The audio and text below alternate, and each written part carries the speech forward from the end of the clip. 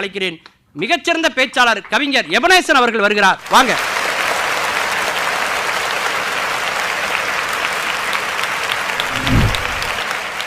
என் காதலிக்கு வணக்கம். தமிழை சொன்னேன். என் சாவிலும் உனைபடித்து சாதல் வேண்டும். என் சாம்பலும் தமிழென உன் பெயரை சொல்ல வேண்டும். தமிழே உனக்கே என் தலை வணக்கம். அவைக்கு என் அழகு வணக்கம். நடுவர் அவர்களே, எதிர் அணியினருக்கு பகல்லே ஃபாத்திமாவை தெரியாது, ராத்திரியிலே ராக்கமாவை தெரிய போகுது. வேலை செய்தால் அவன் தொழிலாளி, வாணிபம் செய்தால் அவன் முதலாளி. இளவயதில் தொழிலாளி, முதிர் வயதில் நோயாளி. இளவயதில் வணிகன், முதிர் வயதில் செல்வந்தன் என்பதுதானே நிதர்சனமான உண்மை. தமிழர்களுடைய வரலாற்றை நாம் புரட்டி பார்த்தால் அது வெறும் அரசர்களுடைய வரலாறு மட்டுமல்ல, வாணிபர்களுடைய வரலாறும் தான். ரோமர்களோடு வாணிபம், கிரேக்கர்களோடு பரிமாற்றம், சீனர்களோடு பட்டுப்பாதை என அப்போதே உலக வாணிபத்தில் மேடின் தமிழ்நாடு என்று முத்திரை பதித்தவர்கள் நம்முடைய தமிழர்கள் என்றால் அப்படிப்பட்ட வாணிபத்தில் சிறந்தவர்கள் நாம். இவங்க தொழிலாளி என்ன தெரியுமா செய்வாங்க? பொதிய ஏத்தி வண்டியில, பொள்ளாச்சி சந்தையில, விருதுநகர் வியாபாரிக்கு செல்ல கண்ணு.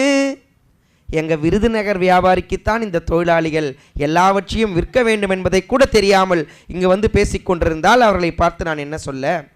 வாணிகம் செய்வோருக்கு வாணிகம் பேணி பிறவும் தமபோல் செய்யன் என்று வள்ளுவ பெருந்தகையே கூறுகிறார் என்றால் வாணிபத்தினுடைய முக்கியத்துவம் என்ன என்பதை நாம் சிந்தித்து பார்க்க வேண்டும். சபாஷ் சபாஷ், அருமையா சொல்றார். நல்ல கேட்டல் கொடுங்க. அதாவது ஒரு தொழிலாளி ஒரு 3 நாள் சேவிங் பண்ணாமல் இருக்கான்னு வைங்களேன், எல்லாரும் என்ன சொல்லுவாங்க? ஒரே தாடி தான் சார், இல்லையா? ஒரு முதலாளி சேவிங் பண்ணாமல் 3 நாள் இருந்தால் என்ன சொல்லுவாங்க? அவர் பிஸியாக இருக்கார் சார். இதே தொழிலாளி 3 நாள் சேவிங் பண்ணாமல் இருந்தால் என்ன சொல்லுவாங்க? பாவம், என்ன கஷ்டமோ, என்ன வறுமையோ, என்ன சோகமோ. ஆனால் தாடி ஒன்று தான். ஆனால் முதலாளிகிட்ட இருந்தால் அதுக்கு அர்த்தம் வேறு, தொழிலாளிக்கு இருந்தால் அது ஒரு அர்த்தம் வேறு, இல்லையா? சீன அதிபர் தமிழ்நாட்டுக்கு வந்தார் பார்த்தீங்களா? நம்ம இந்திய பிரதமரை சந்திச்சாரா? அந்த சந்திப்புக்கான இடம் எது? மகாபலிபுரம். அதை தேர்ந்தெடுத்து கொடுத்தது யாருன்னு நினைக்கிறீங்க? சீனா. நம்ம அதிபர் நம்முடைய பிரதமரை சந்திக்கிறதுக்கு நாம இந்தியா தேர்ந்தெடுத்து கொடுத்தது இடம் தெரியுமா? வாரணாசி. ஆனால் சீனா என்ன தெரியுமா சொன்னாங்க? எங்களுக்கு வாரணாசி தெரியாதுங்க, எங்களுக்கு இந்தியா தெரியாது, எங்களுக்கு தமிழ்நாடு தான் தெரியும். காரணம், தமிழர்களோடு தான் எங்களுக்கு பல ஆயிரக்கணக்கான ஆண்டுகளாக வாணிப தொடர்பு உண்டு என்று சொன்னான். என்றால் எப்பேற்பட்ட மூதாதையர்கள், எப்பேற்பட்ட மரபிலிருந்து நாம் வந்திருக்கிறோம் நினைச்சு பாருங்க. மிக சரியா சொன்னீங்க நடுவர் அவர்களே. ஒரு வணிகர் நினைத்தால் பல கோடி தொழிலாளிகளுக்கு கூட வேலை கொடுக்க முடியும். ஆனால் ஒரு தொழிலாளி நினைத்தால் அவன் எப்பொழுதும் முதலாளியின் கட்டுக்குள் தான் நிற்க முடியும். எனவேதான் தெரு வியாபாரம் முதல் உலக சந்தை வரை தமிழன் வேலை தேடியவன் அல்ல, அவன் அனைவருக்கும் வேலை கொடுத்தவன் என்பதுதான். என்று பாருங்க, தொழில்நுட்பம் இல்லாத காலகட்டத்திலேயே கங்கை நதிப்புறத்து கோதுமை பண்டம், காவேரி வெற்றிலைக்கு மாறுகொள்வோம், சிங்க மராட்டியத்தம் கவிகள் கொண்டு சேரத்தினன் தங்கங்கள் பரிசளிப்போம் என்று கடல் கடந்து வாணிகம் செய்த தமிழனுடைய உத்தி வெறும் வாணிகத்தோடு மட்டுமல்லாமல் கப்பல் கட்டுதல், கடல் வழி கணக்கீடு, நாணய பரிமாற்றம் என்ற அத்தனை தாற்பயங்களையும் தொட்டு இன்று நாம் கடல் வழி வணிகத்தில் ஒரு முன்னோடியாக தமிழ் இருந்திருக்கிறான் என்றால் இது ஒன்று போதாதா? எதிரணியினர் இதெல்லாம் தெரியாம வந்து பேசிட்டு இருக்காங்க. தம்பி, பாரதியார் சொல்றாரு கங்கை நதிபுறத்து கோதுமை பண்டம்ங்கிறார். என்ன கேட்கிறார் தெரியுமா பாரதியாரு? கங்கை நதிபுறத்து கோதுமை பண்டம், காவிரி வெற்றிலைக்கு மாறு கொள்வோம். கைமாறு கொடுத்து கொடுத்து வாங்கிக்கணும். அப்பெல்லாம் பணம் கிடையாது, பொருளை கொடுத்து பொருள் வாங்குவாங்க. அவங்க நமக்கு என்ன தரணுமா? கங்கை நதிபுறத்து கோதுமை பண்டம். கங்கை இருக்கு இல்லையா, கங்கையில விளையக்கூடிய கோதுமையை கொடுக்கணும்னு பாரதியார் கேட்கல. அப்படி கேட்டா பாரதியார் சாதாரண கவிஞர், கோதுமை பண்டம்ங்கிறார். ஏன்? தமிழ்நாட்டில் உள்ள பெண்களுக்கு உருப்படியா கோதுமையில பண்டம் செய்ய தெரியாதுன்னு பாரதிக்கு தெரிஞ்சிருக்கு.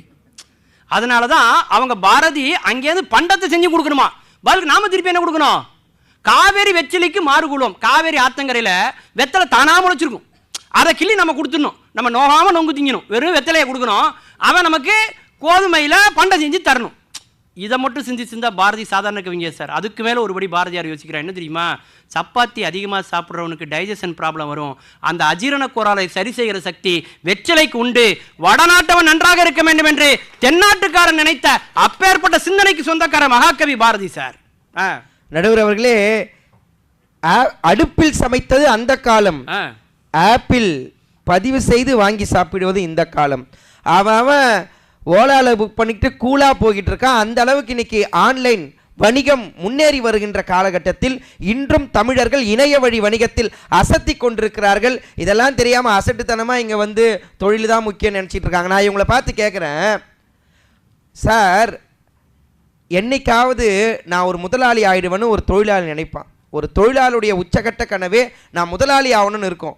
ஆனால் ஒரு முதலாளி என்றைக்காவது தொழிலாளி ஆகணும்னு நினைப்பானா? சத்தியமாக நினைக்க மாட்டான். இதிலிருந்தே நமக்கு தெரிகிறது அல்லவா?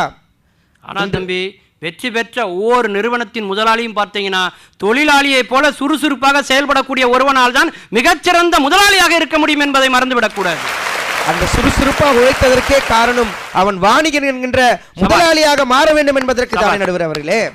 இன்றைக்கு உலக அளவில் இந்திய வணிகர்கள் 35%, அதாவது இந்திய வணிகத்தில் 35% தமிழர்கள் இன்று ஆட்கொண்டிருக்கிறார்கள். 35% பேர் இன்னைக்கு வந்து தமிழர்கள் தான் உலக அளவு இந்திய வணிகத்தில் இருக்கின்றார்கள்.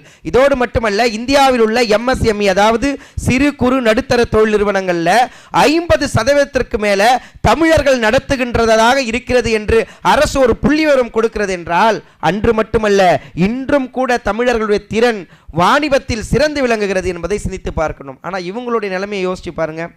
மாத சம்பளத்திற்கு காத்திருக்கின்ற எம்ப்ளாயா இருந்தாலும் சரி, தினம் வேலை செய்து காத்திருக்கின்ற தினக்கூலியா இருந்தாலும் சரி, கையில வாங்குன பையில போடல, காசு போன இடம் தெரியல, இந்த காசு போன இடம் தெரியல என்று இவர்கள் மாத கடைசியில் புலம்பி தவிக்கின்ற வேலை இவங்களுக்கு நல்லா இருக்குன்னு சொல்றாங்க. 1 இருந்து 20 வரைக்கும் கொண்டாட்டம் கொண்டாட்டம், 21 இருந்து 30 வரைக்கும் திண்டாட்டம் திண்டாட்டம்.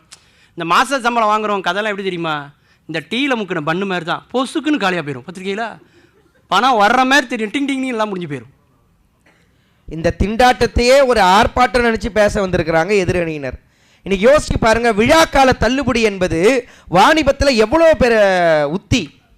விற்காத இருக்கிற எல்லா பொருளையும் சேர்த்து ஒரு தள்ளுபடி என்றவற்றை கொடுத்து நம் எல்லாரையும் அதை வாங்க வைக்கின்ற உத்தி இன்று வாணிகர்கள் இருக்கிறது. ஒன்னும் இல்லை நடுவர் அவர்களே, ஒரு சிறிய பிள்ளை கேப் விட்டு சொல்லணும்பா. ஒன்றும் இல்லை நடுவர் அவர்களே, நடுவருக்கு ஒன்றுமே இல்லைன்னு நினைச்சிட போறாங்க. கொஞ்சம் கேப் விட்டு, ஒன்றும் இல்லை நடுவர் அவர்களே அப்படி சொல்லுங்க. நடுவர் அவர்களே, ஒரு சிறு பையன் பேனா வித்துட்டு இருந்தானா. ஒரு பேனா 1 ரூபா, ஒரு பேனா 1 ரூபான்னு. யாரும் வாங்கலை. அங்கே வந்த ஒரு வணிகர் சொன்னார், தம்பி அப்படி விற்காத, இப்போ நான் சொல்கிற மாதிரி செய், 4 பேனா வாங்கினா 1 பேனா இலவசம் அப்படின்னு சொல்லு. எவ்வளோன்னு கேட்பாங்க, 5 ரூபான்னு சொல்லுன்னு சொல்லிட்டார். இப்போ ஆக மொத்தத்தில் பார்த்தா எல்லாம் கணக்கு ஒன்று தான். ஆனால் வணிக உத்தி என்ற ஒன்று இருக்கிறது அல்லவா, அதுதானே இன்று வாடிக்கையாளர்களே வாங்க வைக்கின்றது. வாணிகம் என்பது மனிதனை சுயநிலையோடு வாழ செய்கிறது என்று தந்தை பெரியார் சொல்லுகிறார். ஒருவனுக்கு சுயநிலை வேண்டும் என்றாலே அவன் வாணிகம் செய்ய வேண்டும் என்று சொல்லுகிறார்.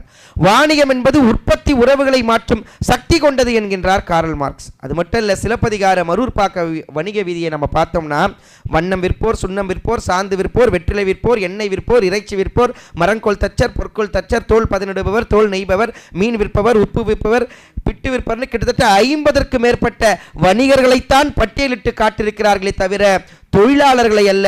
காரணம், தெரு வியாபாரம் முதல் பெரிய வியாபாரம் வரை வணிகர்களாகத்தான் தமிழர்கள் வாழ்ந்திருக்கிறார்கள் என்றால் அவர்கள் தொழிலை ஒருபோதும் விரும்பியது கிடையாது என்பதை நாம் புரிந்து கொள்ள வேண்டும். நடுவரவர்களே, நாம் அனைவரும் தேன்கூட்டை பார்த்திருப்போம். இந்த தேன்கூடு நமக்கு கற்றுத் தருகின்ற ஒரு படிப்பினை என்பதை என்ன என்பதை நாம் சிந்தித்து பார்க்க வேண்டும். ஒரு தேன்கூட்டில் பல வேலைக்கார தேனீகள் இருக்கும். ஆனால் அதை ஒரே ஒரு ராணி தேனி தான் கட்டளையிட்டு கட்டுப்படுத்தி அந்த தேனை சேகரிக்க வழிகாட்டும். இங்கு ராணி தேனி என்கின்ற ஒரே ஒரு தேனி இல்லை என்றால் அந்த வேலைக்கார தேனிகளுக்கு தேனும் இருக்காது, வேலையும் இருக்காது. அப்படி ராணி தேனியாக இருந்து செயல்படுபவர்கள் தான் வணிகர்கள். அந்த வணிகர்கள் இல்லை என்றால் வேலைக்கார தேனிகள் எத்தனை சுற்றி சுற்றி வந்தாலும் அங்கு ஒன்றும் கிடைக்காது. அதனால் யாருக்கும் பலன் இருக்காது என்பதை நாம் நிதர்சனத்தை புரிந்து கொண்டு தமிழருடைய திறன் அன்று மட்டுமல்ல இன்றும் என்றும் வாணிபத்தில்தான் சிறந்து விளங்குகிறது என்ற நிதர்சனமான நல்லதொரு தீர்ப்பையே நடுவர் அவர்களும் தருவார் என கூறி வாய்ப்பளித்தமைக்கும் வாய்மொழி கேட்டமைக்கும் நன்றி பாராட்டி இடம்பெயர்கிறேன். நன்றி, வணக்கம். மிகச்சிறப்பாக பேசிய கவிஞர் எபனேசன் அவர்களை இந்த சபை மீண்டும் ஒரு முறை கைத்தட்டி பாராட்ட கடமைப்பட்டிருக்கிறது. பேசலாம், வாணிபம் தான் முக்கியம். ஒருத்தர் கிருபானந்த வாரியாரை கடையை துரத்து